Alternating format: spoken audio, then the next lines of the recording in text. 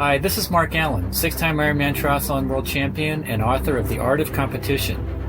Do you want to transform your entire experience in the sport of triathlon? If you do, come put that transformation in place at the Triathlon Research High Performance Camp in Boulder, Colorado from August 25th through 29th. I'll be there for the closing day of this amazing camp, and I can't tell you how excited I am to be a part of it.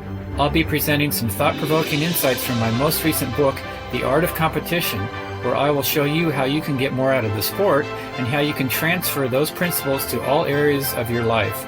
I'll also be there for the entire day's worth of workouts for the grand finale of your 5 days exploring and experiencing new levels in your triathlon performance.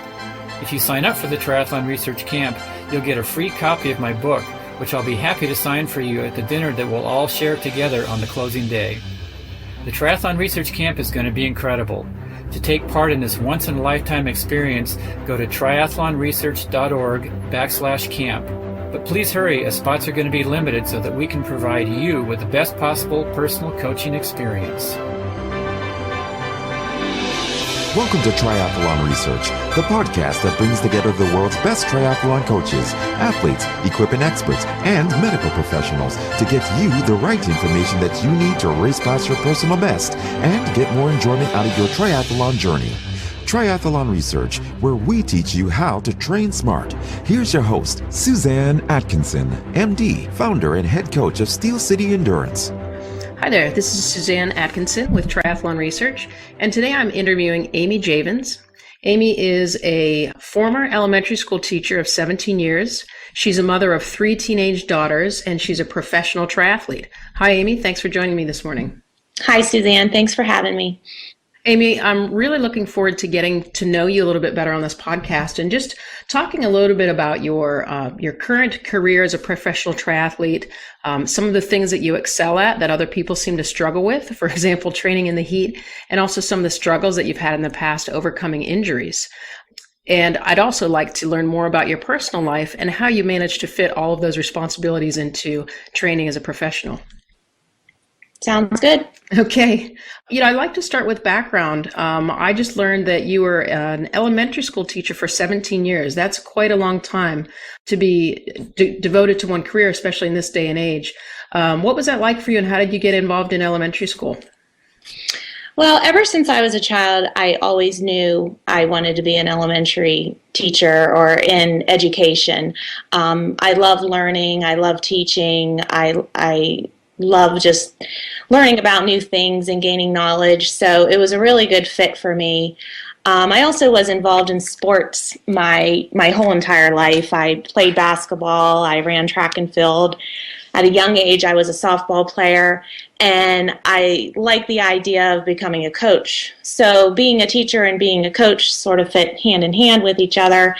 And so that's the path that I decided I wanted to pursue. Mm-hmm. So yeah, I enjoyed my 17 years as a teacher in the elementary ages. I taught kindergarten most of the time, and I would have to say kindergarten was probably the most physically stressful teaching position that one can take on. It's not an easy position at all, but I enjoyed every years that I put into my teaching. Being around the younger generations, it was just such a pleasant experience. And I had resigned a few years ago for a couple of reasons, but I may go back to that path, in 5 or 10 years down the road. But right now, I am still being a teacher with some coaching, fitness coaching with a small amount of clients. And hopefully in the next few months, I'll be getting into some triathlon coaching. So coaching is teaching, and they fit hand in hand too. So I'm sure. Yeah, so that's how I got into my profession of being an educator. Mm-hmm. Now, when you were teaching in elementary school, were you doing any sports coaching at that time or competing in sports yourself? Yes. When I taught elementary, I had coached basketball, 7th grade girls basketball for a couple of years. I was a track and field coach. Actually, this year I revisited that and became an assistant coach with my alma mater team. Mm-hmm. So yeah, I've been on and off coaching for probably the last 15 to 17 years, whether it's in basketball or track and field in the school system. Yeah. Mm-hmm. And when you were in school yourself, track was your main sport, right? It was, yes. What events did you do on the track team? I was a hurdler. I was primarily a hurdler. I did some jumping and I did sprinting. I excelled at hurdles. I was state champion in 1990 in the 300-meter hurdles at the PIAA state championship meet. I went on to college at Kent State University in Ohio. Mm-hmm. I ran for them 1 year, and then I transferred to a smaller university near home called Slippery Rock. You probably know Slippery Rock very well because you're from the Pittsburgh area, and other people might know Slippery Rock just because it's a really cool name for a university. Yeah, it is. But I ran for them for a year or two, and then I got injured.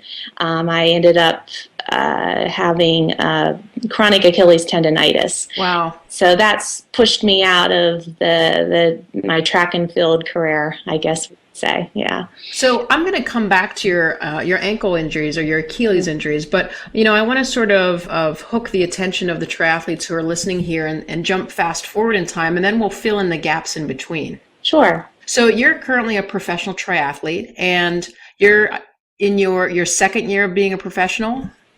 Right. I turned professional in October of last year. Oh, is that recently? Great. Yeah. In 2012, I raced Ironman Louisville, and I had met pro qualification at that race. Mm-hmm. And I held off going professional for about 9 or 10 months, and then I decided last fall it was either now or never. Yeah. I'm not a young pup, so I thought I better do it now before I start aging a little bit more. Yeah. I guess I'm a newbie pro at the age of 42. Wow, that's fantastic. It's sort of a neat kind of combination. I'm a developing pro and I'm 42, so it's a little bit of a juggling act, but It's a really cool experience. I've met really wonderful, amazing people in the process. I'm sure you meet a lot of people as you're going through those races, and I imagine before you turned pro, had you sort of developed a group of people that you were seeing at all the races, rivals and people that you learned and grew from? Oh yeah, most definitely. Locally, Pittsburgh area, we really have a lot of triathletes. Isn't the Pittsburgh Triathlon Club's one of the fastest growing tri clubs in the nation, I believe? Yeah, it was at least a year or two ago, definitely. I don't know if it still is, but yeah, and that's really encouraging. And on the elite level, we have quite a few elite triathletes from the Pittsburgh area, Western PA, even the Eastern Ohio area. So, I've been able to train with a few of them. Some of them are teammates of mine. And I've also, worked hard at developing my own little training group of people that I know that'll push me and help me out, within my own closer community, because I'm about an hour north of Pittsburgh. So, traveling isn't realistic all the time. But, most definitely. It's a nice network. I think triathletes understand triathletes. Mm-hmm. We're our own little culture. And you gain inspiration and encouragement from those people who are a lot like, ourselves.